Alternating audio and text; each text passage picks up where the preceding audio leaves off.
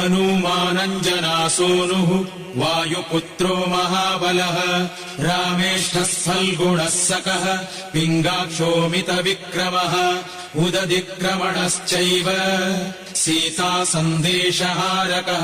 लक्ष्मणप्राणदाता च दशग्रीवस्य दर्पः 12 नामानि कपीन्द्रस्य महात्मनः स्वापकाले प्रबोधे च यात्राकाले च यः पठेत् न भयम् विद्यते तस्य सर्वत्र विजयी भवेत्। स्वस्ति श्रीहनुमद्12 नामस्तोत्रम् सम्पूर्णम्।